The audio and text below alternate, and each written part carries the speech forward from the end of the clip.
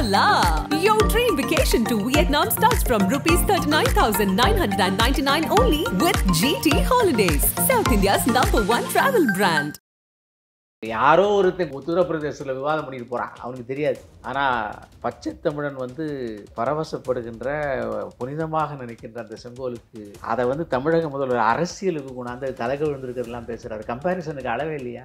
தாயையும் தன்னுடைய மகளையும் தன்னுடைய சகோதரியையும் உதாரணத்துக்கு பேசுவானா? அவனாவது தாய் நாட்டை பேசுவானா உதாரணத்துக்கு? அப்படிப்பட்ட ஒரு புனிதமான பொருளை உதாரணத்துக்கு பேசுகிறார்களே அரசியலுக்காக.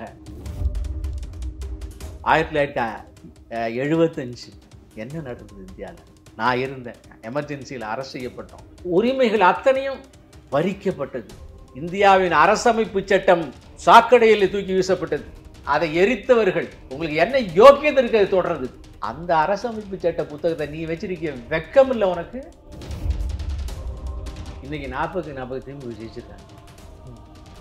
நல்லவர்கள், நியாயமானவர்கள், நேர்மையானவர்கள், கை சுத்தமானவர்கள், சிறந்த ஆட்சியாளர்களை தகுதிக்கான மக்கள் பரிசு. கூட்டணிகளுடைய தன்மையினுடைய காரணமாக ஓட்டு விழுந்திருக்கு. அவர்கள் வெற்றி பெற்றதனால் பரிசுத்தமானவர்கள் அல்ல, ஏற்றுக்கொள்ள முடியாது.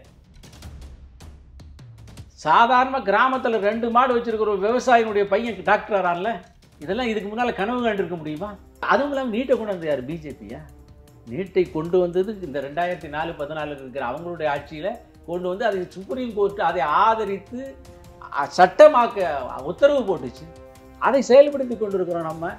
அதனால் இவர்கள் வைத்திருக்கக்கூடிய கல்லூரிகளிலே காசு வாங்க முடியவில்லை. அதனால் நீட்டு மேலே குத்திச்சாட்டு. மத்திய அரசு தான் ஜாதிவாரி கணக்கெடுக்க செய்யணும். ஜாதிவாரி கணக்கெடுப்பை பற்றி கவலைப்பட்ட ஸ்டாலின் இங்கே 2004-14 செஞ்சுருக்கலாம்ல, 2011 ஒன்று வந்துச்சு இல்லை, அப்போ செஞ்சுருக்கலாம்ல. அவங்க ஆட்சி தானே இருந்துச்சு. நான் இருக்கிற காலத்தில் எதுவுமே செய்ய மாட்டாங்க. மத்திய அரசோடு 10 வருஷம் இருப்பாங்க. அப்போ மொழி வராது, மாநிலம் வராது, தமிழ் வராது, அதுக்கெல்லாம் ஒன்றும் போராட்டம் வராது. ஆட்சியிலேருந்து வெளியே எதிர்கட்சியானோடனே எல்லாம் வரும். முஸ்லீம்களுக்கான இடஒதுக்கீடுங்கிறது இந்தியாவுடைய எந்த காலத்திலும் இருந்ததில்லை. இடஒதுக்கீடு என்பது பட்டியலின மக்களுக்கும் பிற்படுத்தப்பட்ட மக்களுக்குமாக ஏற்கனவே இருந்தது. பின்னால் அது ஜாஸ்தியாக்கப்பட்டது. மதத்துக்காக எந்த காலத்திலும் இருந்ததில்லை. புதுசாக கொண்டாந்து ஓட்டுக்காக நீ செஞ்சுட்டு அதை ஒரு டீவியேஷன் சொல்வது. இந்து சமுதாயத்தில் இருக்கிற அவனுக்கு மட்டும்தான் இந்த இடஒதுக்கீடு. காலங்காலமாக இருக்கிறான், மாற்றம் காலங்காலமாக அவன் விழுந்து கிடக்கிறான். அவனை தூக்கி விடுவதற்காகத்தான் இந்த அரசு. அதில் மற்ற மதங்கள் என்ற பேச்சுக்கு இடமில்லை. ஆதன் தமிழ் நேயர்களுக்கு அன்பு வணக்கம். இந்த சிறப்பு நேர்காணலில் நம்முடன் நின்றிருக்கிறார் தமிழக பாஜகவின் மாநில பொருளாளர் எஸ்.ஆர். சேகர் அவர்கள். வணக்கம் சார். வணக்கம் வினோத். நாடாளுமன்றத்தில் ஒரு சர்ச்சை போய்கொண்டிருக்கு.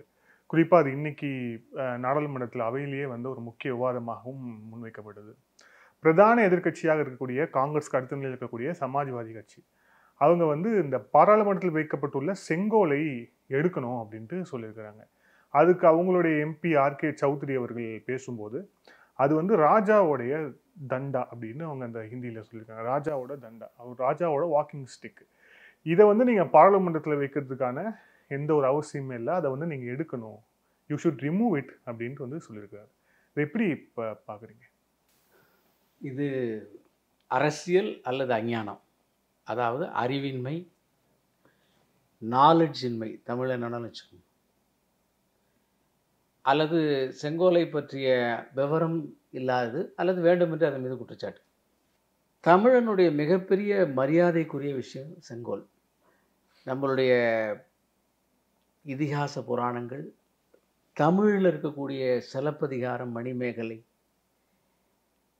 இதிலெல்லாம் செங்கோல் குறிப்பிடப்பட்டிருக்கிறது.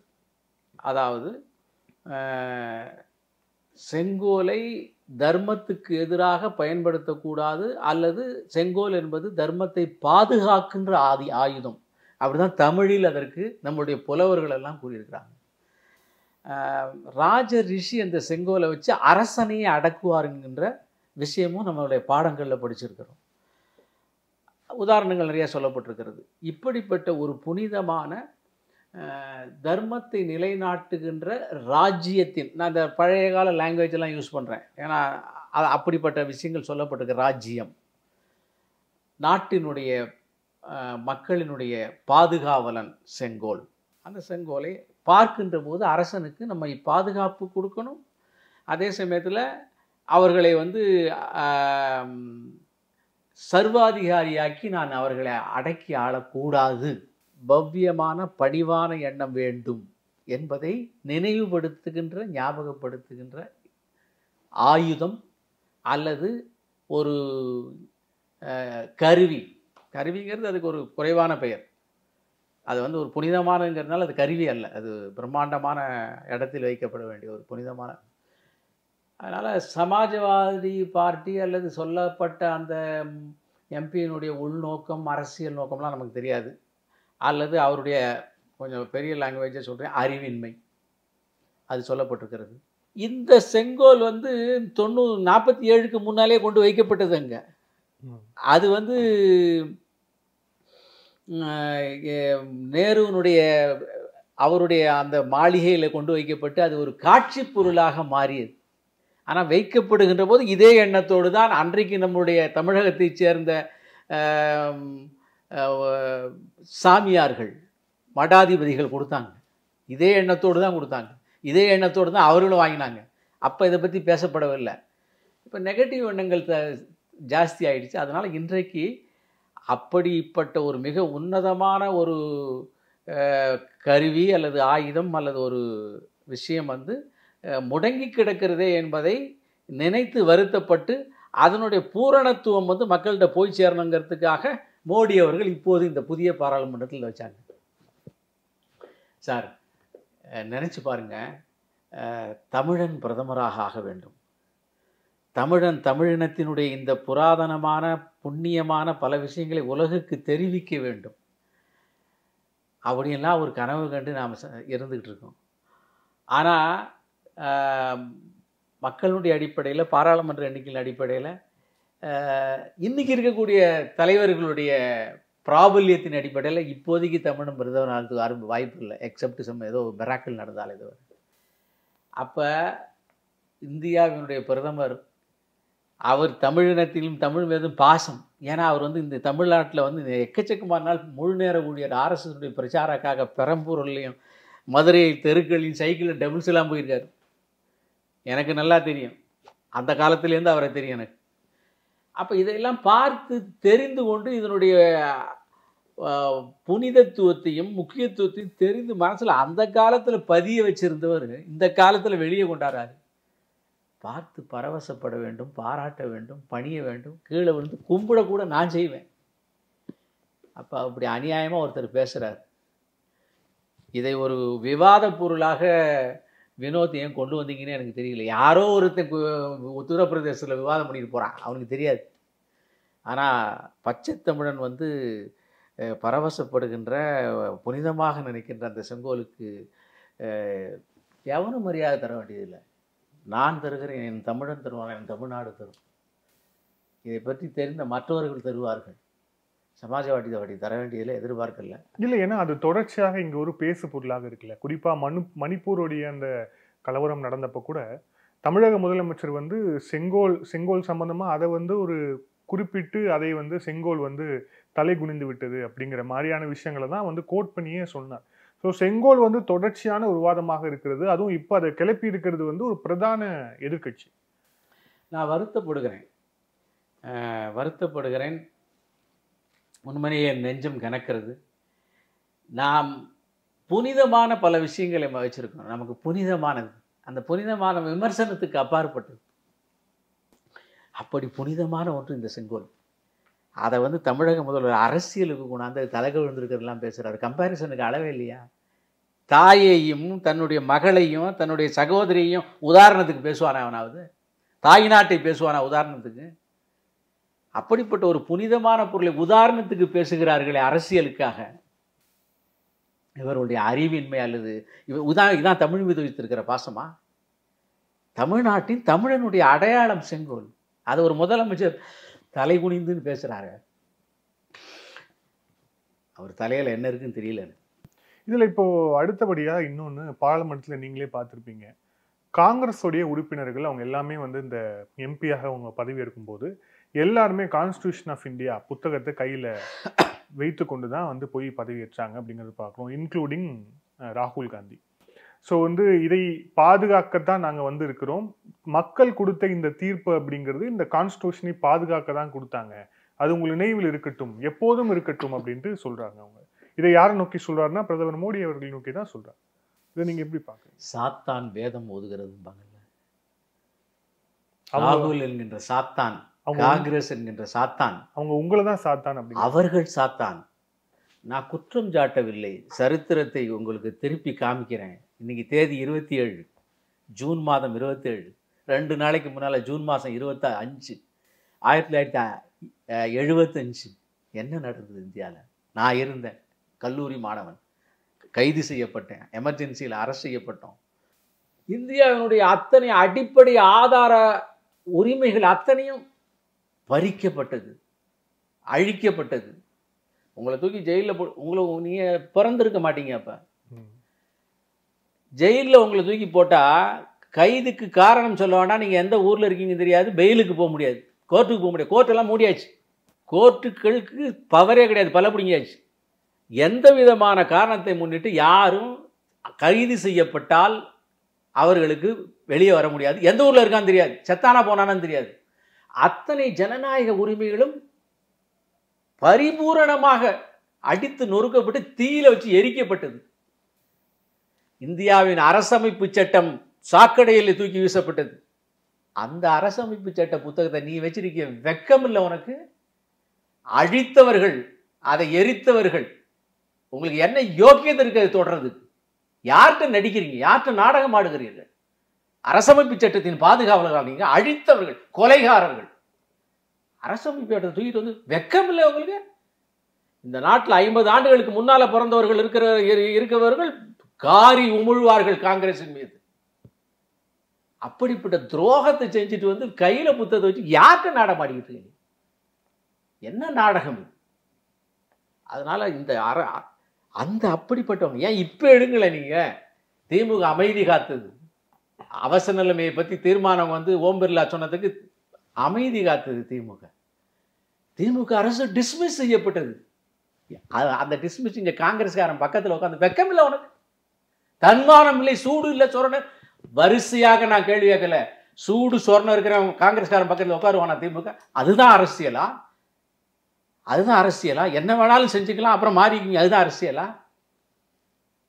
திமுக காரன் எந்த வீட்டில் எங்க இருக்கானே தெரியாது. தலைமறைவானார்கள், டிஸ்மிஸ் செய்யப்பட்டவனை பாதுகாத்தவர்கள் ஆர்எஸ்எஸ் காரன். அப்பனு மகன் எங்க இருக்கான்னு தெரியாது, தொடர்பு படித்தது ஆர்எஸ்எஸ் காரன். நாட்டில் என்ன நடக்குன்னு தெரியாது, டெய்லி வீட்டில் போய் பார்த்து பேசணும் ஆர்எஸ்எஸ் காரன்.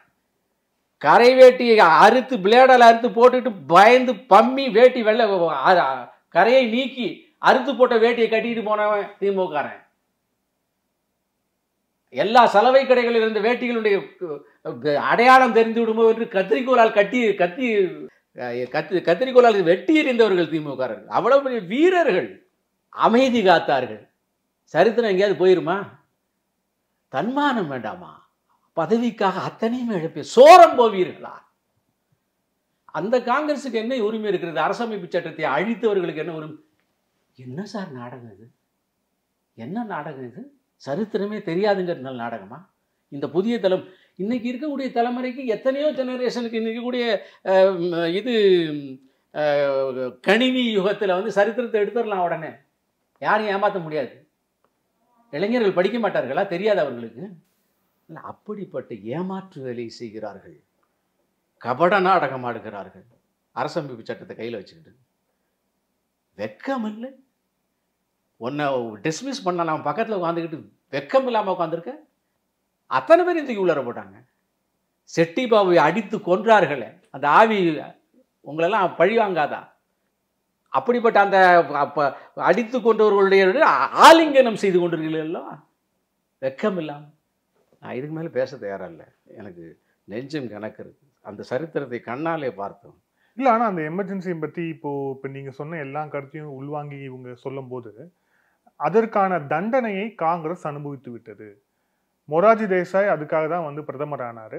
அவர் தான் வந்து நான் காங்கிரஸோடைய first prime minister of India. அவர் அதுக்காக ஆனார். ஆனால் அதுவே சரித்திரம் திரும்பியது. அதே மக்கள் இந்திராவை வேண்டாம் என்று ஒதுக்கிய அதே மக்கள் தானே மீண்டும் இந்திரா காந்தி அவர்களை பிரதமர் ஆக்கினாங்க. ஸோ காங்கிரஸுக்கான தண்டனை தரப்பட்டு விட்டது. மீண்டும் காங்கிரஸை மக்கள் ஏற்றுக்கொண்டார்கள் அப்படிங்கிறாங்க அவங்க. சார், இது வாதம், விதண்டவாதம் சார். இந்தியாவின் அரசமைப்பு இன்னைக்கு 40-40 திமுக ஜெயிச்சிருக்காங்க.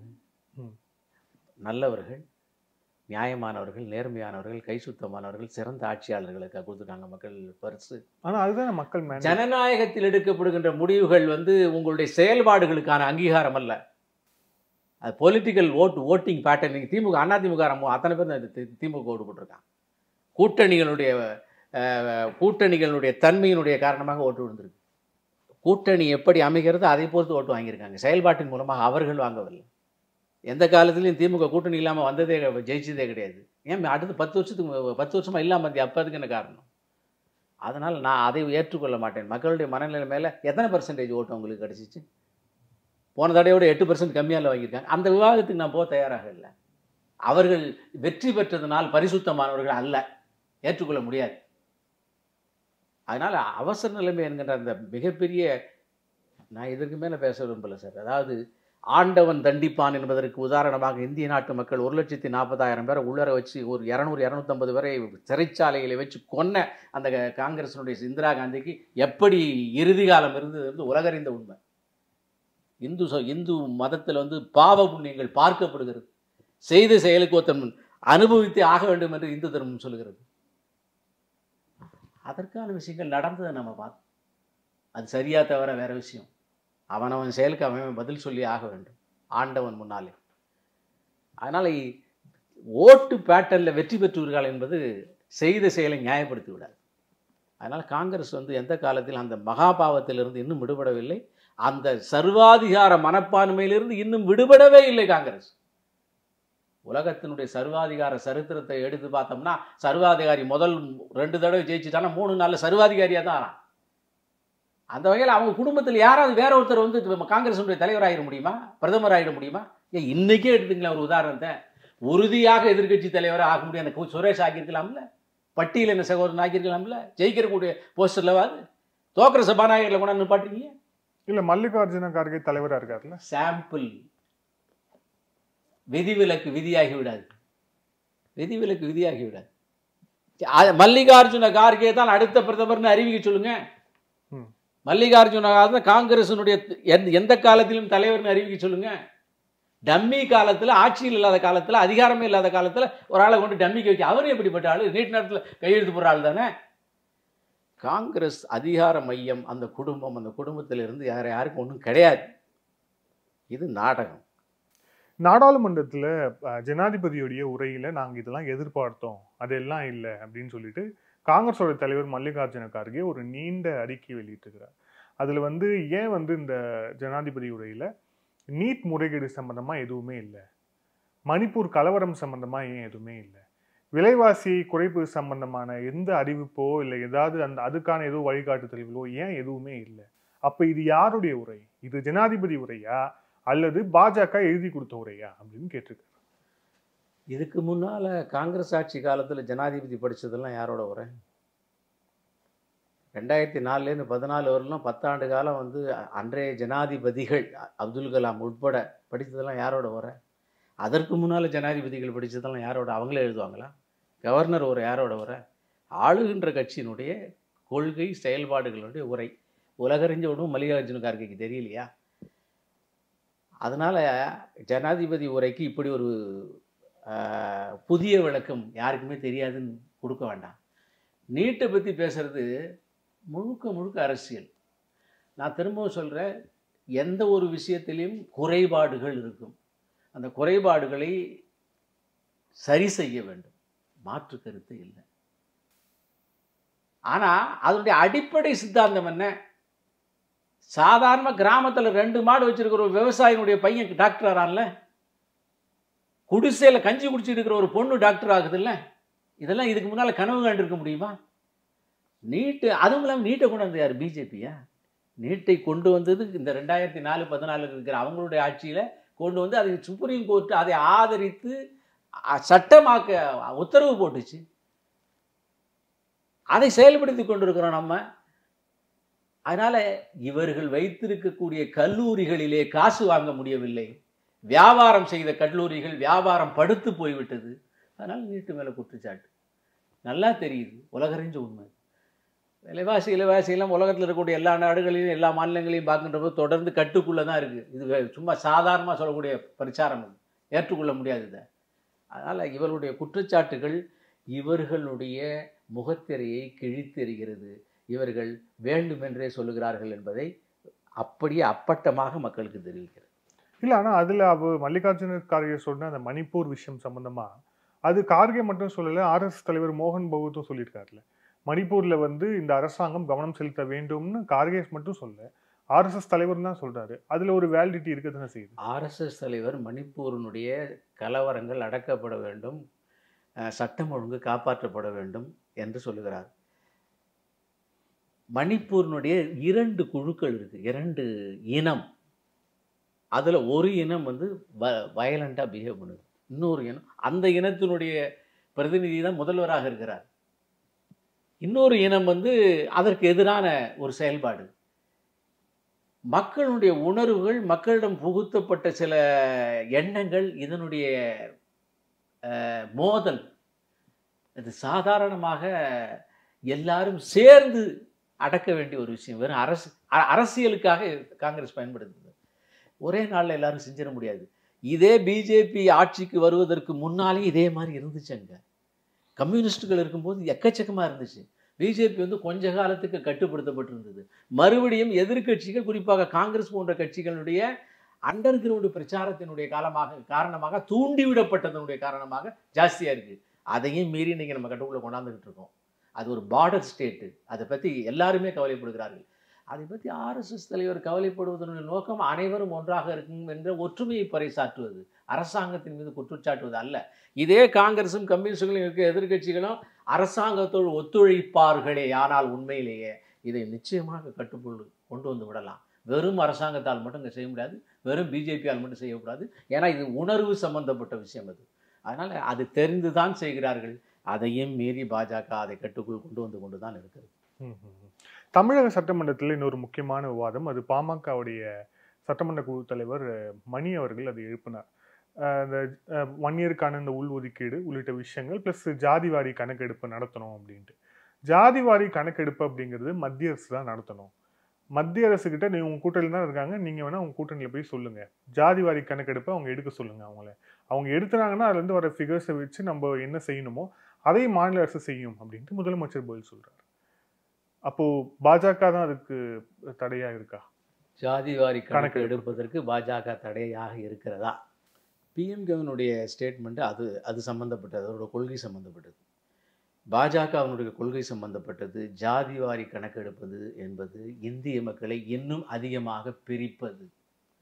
மதத்தின் ரீதியாக, ஜாதியினுடைய ரீதியாக, இனத்தின் ரீதியாக, மாநிலங்கள் ரீதியாக, மொழி ரீதியாக மக்களை பிரிக்கின்ற ஏராளமான குழுக்கள், ஏராளமான ஆர்கனைசேஷன்ஸ் இருக்குது இன்றைக்கி இந்தியாவில்.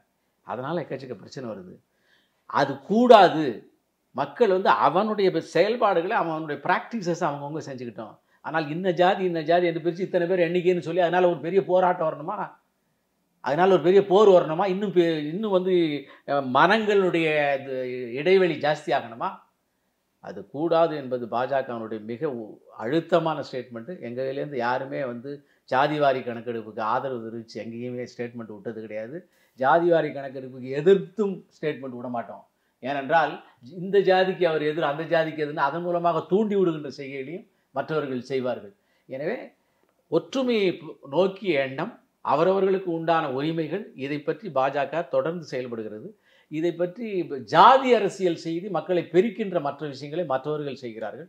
அதற்கு நாங்கள் துணை போக மாட்டோம். அதனால் மத்திய அரசு தான் ஜாதிவாரி கணக்கெடுப்பு செய்யணும். ஜாதிவாரி கணக்கெடுப்பை பற்றி கவலைப்பட்ட ஸ்டாலின் இங்கே 2004-14 செஞ்சுருக்கலாம்ல, 2011 ஒன்று வந்துச்சு இல்லை, அப்போ செஞ்சுருக்கலாம்ல, அவங்க ஆட்சி தானே இருந்துச்சு. இது மறுபடியும் செய்கின்ற அரசியல். அதாவது கேட்குறவன் கேனையாக இருந்தால் என்னமோ ஒரு பழமொழி சொல்லுவார்கள். தான் இருக்கிற காலத்தில் எதுவுமே செய்ய மாட்டாங்க, மத்திய அரசோடு 10 வருஷம் இருப்பாங்க, அப்போ மொழி வராது, மாநிலம் வராது, தமிழ் வராது, அதுக்கெலாம் ஒன்றும் போராட்டம் வராது. ஆட்சியிலேருந்து வெளியே எதிர்கட்சி ஆனோடனே எல்லாம் வரும். அதனால தான் 2011 அப்புறம் ஜாதிவாரி கணக்கெடுப்பு வந்திருக்கு. அப்போ பண்ணியிருக்கலாம்ல. ஆகவே இது அரசியல், திமுகவினுடைய கேவலமான கீழ்த்தரமான நாளாந்தர அரசியல். அப்படித்தான் அவர்கள் செய்வார்கள். அதுக்கு நாங்கள் இடம் கொடுக்க மாட்டோம். ஆனால் இதில் 2 விஷயம் என்னென்னா, இப்போ நம்ம சிஸ்டத்தில் ஏற்கனவே இருக்கக்கூடிய இடஒதுக்கீடு, இடஒதுக்கீடு நாம எந்த அளவு கொடுத்துட்டு இருக்கோங்கிறது நமக்கு ஒரு பழைய டேட்டா இருக்கு, அதன் அடிப்படையில் கொடுக்குறோம். ஸோ இப்போ இது வந்துச்சு அப்படின்னா அதுக்கு தகுந்த மாதிரி மாற்றலாமே அப்படிங்கிற ஒரு நடுநிலையான ஒரு கருத்தும் வைக்கப்படுது. ரெண்டாவது, உங்க கூட்டணியில் இருக்கக்கூடிய நிதிஷ்குமார் அவர்கள் மாநில அரசுல இருக்கும்போது பீகார்லயும் அதை வந்து செய்திருக்கிறார் அப்படிங்கிறதையும் நம்ம பார்க்குறோம். ஸோ இதை இப்போ அரசியல் ரீதியா இல்லாம இப்போ நடுநிலையா இவங்க சொல்ற கருத்தெல்லாம் நீங்க எப்படி எடுத்துக்க போறீங்க சார்? ஒரு ஒரு ஹோலிஸ்டிக் growth, முழுமை பொருந்திய ஒரு வளர்ச்சி. நீங்கள் 2014 பிஜேபியினுடைய ஆட்சியில் பார்த்தீங்கன்னா ஜாதி, மொழி, மத, மாகாண இந்த மாதிரி எந்த விதமான பேச்சுமே இருந்திருக்காது. மோடியினுடைய அத்தனை பேச்சுகளும் வளர்ச்சி பற்றியதாக மட்டுமே தான் இருக்கும். growth. அப்போ ஒரு வளர்ச்சியை மேலே கொண்டு போகிறப்ப மற்ற எல்லா பேச்சுக்களும் அடிபட்டு கீழே காண போயிடும். இப்போ வந்து ஹோலிஸ்டிக் growth வரணும். ஏற்கனவே ஒரு காலகட்டத்தில் வந்து அலோகேஷன் இந்த ஓபிசி பிசிலாம் அதுக்கெல்லாம் பிரித்து கொடுத்துருக்குறாங்க. அதையே மறுபடியும் வச்சு அதுலேயே வந்து வந்து இது மேலே முக்கிய மாதிரி மிக்கிறீங்க. வளர்ச்சியை கொடுக்கல, அத்தனையும் அழிஞ்சு போகும், அத்தனையும் மறைஞ்சு போகும், அத்தனையும் விழுந்து போகும். வளர்ச்சியை விட்டுவிட்டு நீங்கள் ஜாதி வாரி எடுக்கிறீங்கன்னு வச்சுங்களேன். அப்போ ஒரு குறிப்பிட்ட ஜாதி மட்டுமே பலகீனமான ஜாதி என்று வைத்து கொண்டால் கூட குறிப்பிட்ட ஜாதி மட்டுமே பலன் பெற முடியும், மற்றவர்கள் பலன் பெற மாட்டார்கள். அதனால் ஒரு மிகப்பெரிய இடைவெளி போர். இப்பயுமே 60-65% மேலே இடஒதுக்கீடு வந்தாச்சு. அப்போ யாருக்கு நீங்கள் இடஒதுக்கீடு பாக்கி? 92% இடஒதுக்கீடு கொடுத்துருங்க. யாரை ஏமாத்துறீங்க? நம்மை நாமே ஏமாற்றிக் கொள்கிறோம். அத்தனை பேரை முன்னேற்றுகின்ற விஷயத்தை செய்வோம், ஜாதிகளை மறப்போம், இடைவெளிகளை குறைப்போம். அதுதான் பிஜேபியுடைய மந்திரம். இல்லை, இதை தானே காங்கிரஸ் வந்து அரசியலாக மாற்றுறாங்க. குறிப்பாக வந்து இடஒதுக்கீடு பாஜக மீண்டும் ஆட்சிக்கு வந்தால் ரத்து செய்யப்படும் அப்படின்ட்டு ஒரு தேர்தல் பிரச்சாரம் முன்வைக்கப்படுது. இதுக்கு வந்து அவங்க சொன்ன காரணம், பிரதமர் ஒரு கூட்டத்தில் பேசும்போது இஸ்லாமியர்களுக்கான இடஒதுக்கீடு வந்து ஏற்றுக்கொள்ள முடியாது, மத அடிப்படையில் கொடுக்கக்கூடாது அப்படிங்கிறார். இப்போ நீங்கள் சொல்லும் போதும் எல்லாருக்குமான வளர்ச்சியை கொடுப்போம், அதுக்கு ஒரு கட்டத்தில் அழிஞ்சு போவோம் அப்படின்னு. அதைத்தான் அவங்க என்ன சொல்றாங்க, இவங்க வந்து இடஒதுக்கீடே ரத்து செய்யணும் அப்படிங்கிற நோக்கத்தை நோக்கி பாஜக நகருது. இது அரசியலமைப்புக்கு எதிரானது அப்படின்னு Congress. Reading in between the line என்று சொல்லுவார்கள். அதை தான் காங்கிரஸ் செய்கிறது, அரசியல் செய்கிறது. அத்தனை பேருக்குமான வளர்ச்சி அல்டிமேட்டு. அதில் எதுக்கு இந்த சின்ன இடைவெளிக்குங்கிற அந்த இடத்துக்குள்ளே போகிற தற்காலிகமான குறுகிய இடைவெளிகளை அதிகப்படுத்துகின்ற மனமாச்சரியங்களை ஊக்குவிக்கிற அந்த விஷயத்துக்கு ஏன் போகிறேன்? அத்தனை பேரையும் வளர்க்கின்ற ஒரு விஷயத்துக்கு தான் நம்ம சொல்கிறோம். அதில் ரீடிங் இன் பிட்வீன் லைன், அதுதான் வந்து இடஒதுக்கீடை ரத்து செய்வது. முஸ்லீம்களுக்கான இடஒதுக்கீடுங்கிறது இந்தியாவுடைய எந்த காலத்திலும் இருந்ததில்லை, இடையில அரசியலில் கொண்டாந்தாங்க, இடையில் கொண்டு வந்தார்கள். இடஒதுக்கீடு என்பது பட்டியலின மக்களுக்கும் பிற்படுத்தப்பட்ட மக்களுக்குமாக ஏற்கனவே இருந்தது. பின்னால் அது ஜாஸ்தியாக்கப்பட்டது. மதத்துக்காக எந்த காலத்திலும் இருந்ததில்லை. புதுசாக கொண்டாந்து ஓட்டுக்காக நீ செஞ்சுட்டு அதை வந்து ஒரு டீவியேஷன் சொல்வது. என் நாட்டினுடைய உண்மையிலேயே தாழ்த்தப்பட்ட பிற்படுத்தப்பட்ட பொருளாதார ரீதியாக பின்தங்கிய என்னுடைய சகோதரனுக்குத்தான் அத்தனை இடஒதுக்கீடும். காலங்காலமாக அவன் விழுந்து கிடக்கிறான். அவனை தூக்கி விடுவதற்காகத்தான் இந்த அரசு. அதில் மற்ற மதங்கள் என்ற பேச்சுக்கு இடமில்லை. பல்வேறு விஷயங்களில் நான் முந்தியவன், நான் உயர்ந்தவன், நான் உங்களை விட ஜாஸ்தியாக இருந்தவன், நீ இங்கே கீழே கிடக்க, உன் மதம் வந்து மோசமானது, உன்னை வந்து அப்படி செய்கிறார்கள் இப்படி செய்கிறார்கள் மதம் மாத்துறீங்க. அப்போ நீங்கள் எல்லாரையும் விட பெரிய ஆள் தானே, அப்புறம் எதுக்கு உங்களுக்கு இடஒதுக்கீடு? நீ தாழ்ந்தவன், நீ மோசமானவன், இங்கே வா நான் பெரிய ஆளுன்னு சொல்லி தானே கூட்டு போறீங்க, அப்புறம் எதுக்கு இடஒதுக்கீடு? எனவே அது ஓட்டுக்கான இடஒதுக்கீடு கோரிக்கை. நாங்கள் எங்களுடைய நாட்டு மக்களை காப்பாற்றுவதற்கான இடஒதுக்கீடு, தூக்கி விடுவதற்கான இடஒதுக்கீடு. அதனால் இந்த இடஒதுக்கீட்டின் மூலமாக முழுமையான குரோத்தை கொண்டாடுவோம். ஜாதி பிரிவினைகள், அந்த பிரிவினைகளை என்ற காலத்திலும் ஊக்குவிக்கின்ற விஷயங்களை செய்ய மாட்டோம். இல்லை, ஆனால் அவங்களையும் வந்து நலிந்தவர்கள் இருக்கிறாங்க, அவங்களும் இந்திய குடிமகன் தான். அப்படிங்கிற போது இந்த சலுகைகளை பெற அவர்களுக்கும் உரிமை உண்டு அப்படிங்கிற ஒரு சென்ஸ் இருக்குல்ல. அதில் அடிப்படை விஷயம் என்ன சார்? அடிப்படை விஷயம் வந்து மதம் மாற்றம் என்பதே நான் உயர்ந்தவன் என்னிடம் வா, அதுதான் சொல்கிறாங்க. அப்புறம் அதில் வந்து பொருளாதார ரீதியாக இருக்குது இல்லைன்னு சொன்னால், பொருளாதார ரீதியாக குறைவான இருக்கிறவங்க தூக்கி விட்றே தானே கூப்பிட்டு போகிறீங்க. ஏழ்மையின் இருக்க மாட்டேன் வா இங்கே வா பணக்காரனாக்கின்னு கூப்பிட்டு போகிறீங்க. அப்புறம் எதுக்கு உங்களுக்கு ஏதோ இடஒதுக்கீடு? ஒரு வசதியான பெரிய மிகப்பெரிய அளவில் பொருளாதார ரீதியாக வளமான இருக்கிற ஒருத்தர் கூட்டியா போகிறீங்க, அவன் வருவானாங்க அவங்க. ஆகவே பொருளாதார ரீதியாக அல்லது இங்கே இருக்கக்கூடிய ஜாதி ரீதியான பிரிவினையை காரணம் காட்டி இங்கே வா எதுவுமே கிடையாதுன்னு கூட்டு போறீங்களே. அப்புறம் அங்கேயும் ஜாதி மறுபடியும் வருது, அங்கேயும் பொருளாதார ரீதியாக தாழ்வு மனப்பானை வருது, அங்கேயே வந்து ஜாதியில் உயர்ந்து வருது, அங்கேயே தனியாக வந்து ஒரு தீண்டத்தகாதவன் உருவாகிறானே. ஏமாற்று வேலை, பித்தலாட்டம். இந்து மதத்தை உடைக்க வேண்டும், என்னுடைய தாழ்த்தப்பட்ட மக்களை வந்து ஆசை வார்த்தை சொல்லி கூட்டு போய் அங்கேயும் அப்படியே வச்சுக்கணும் என்பதற்கான திட்டம் இது. அதைத்தான் அவர் செயல்படுத்தியிருக்கிறார். அதனால தான் நம்ம சொல்கிறோம், என்னுடைய இந்து சமுதாயத்தில் இருக்கிற அவனுக்கு மட்டும்தான் அந்த இடஒதுக்கீடு காலங்காலமாக இருக்கிறாங்க. அதை மாற்றணும். உயர்ந்தவன் என்று சொல்லி கொண்டு ஏமாற்றுகின்ற அந்த விஷயத்துக்கு நாங்கள் எந்த காலத்திலும் இடம் கொடுக்க மாட்டோம். விக்கிரவாண்டி இடைத்தேர்தலில் பாஜகவுடைய வியூகம் அப்படிங்கிறது என்னவா இருக்கு? குறிப்பாக வந்து அதிமுக இந்த தேர்தலில் இருந்து பின்வாங்கி விட்டது. குறிப்பாக வந்து இப்போ பார்க்குறோம், நாம் தமிழர் உள்ளிட்ட கட்சிகள் எல்லாமே, நாம் தமிழரும் சரி திமுகவும் சரி, மாறி மாறி அதிமுகவுடைய வாக்கு எங்களுக்கு வரணும், அதிமுக வாக்காளர்கள் எங்களை நோக்கி வருவாங்க அப்படின்னு சொல்லிட்டு பேசிட்டு இருக்காங்க. அவங்கள அந்த அன்னியூர் சிவா வேட்பாளர் வரே சொல்றாரு, இதுலேயே நாம் தமிழர் தலைவர் சீமான் அவர்களும் சொல்றாரு அப்படிங்கிறத பார்க்குறோம். பாஜக கூட்டணி, தேசிய ஜனநாயக கூட்டணி, அவங்களுடைய ஸ்ட்ராட்டஜி அப்படிங்கிறது என்ன? ஏன்னா ஏற்கனவே நாடாளுமன்ற தேர்தலில் ஒரு 18% மேலே வந்து நீங்கள் வாக்குகளை வாங்கியிருக்கிறீங்க. இந்த தேர்தலில் உங்களுடைய இலக்கு என்னவா இருக்கு? சாதாரணமாக தமிழ்நாட்டில் இடைத்தேர்தல் என்பது ஆளுங்கட்சிக்கு சாதகமாக தான் இருக்குது. குறிப்பாக திமுக வந்து இடைத்தேர்தலில் வந்து கில்லாடி, எப்படி காசு கொடுத்து ஓட்டு வாங்கணும், எப்படி ஓட்டை மாற்றி போடணும், அதெல்லாம் தெரிந்தவர்கள். இது பின்னால் வரக்கூடிய ரிசல்ட்டுக்கு நான் முன்னேற்றமாக தோல்வியை ஒத்துக்கொண்டதாக அர்த்தம் இல்லை, நடப்ப சொல்லுகிறேன். ஆனால் இந்த முறை அவர்கள் நினைக்கின்ற அளவுக்கு இந்த தேர்தல் இருக்காது. ஒரு பெரிய மாற்றத்தை உருவாக்கும். வெற்றி பெறுமா இல்லையா அது எனக்கு தெரியாது. ஆனால் சர்வசாதாரணமாக ஜெயித்து விடலாம், மிகப்பெரிய மார்ஜினில் ஜெயிச்சிடலாம் அப்படிங்கிற எண்ணத்தோடு அவர்கள் அந்த எண்ணத்துக்கு உலை வைக்கின்ற தேர்தல். தேசிய ஜனநாயகம் அது மட்டும் இல்லாமல் இன்னொரு மிகப்பெரிய விஷயம், பாமக உருவானதே விக்கிரவாண்டியில் தான். அங்கே தான் ஒரு பெரிய அஜிடேஷன் ஏற்படுத்தி ஒரு மிகப்பெரிய போராட்டத்துக்கு பின்னால் பாமக விக்கிரவாண்டி தான் அந்த ஆரிஜின் இருக்குது.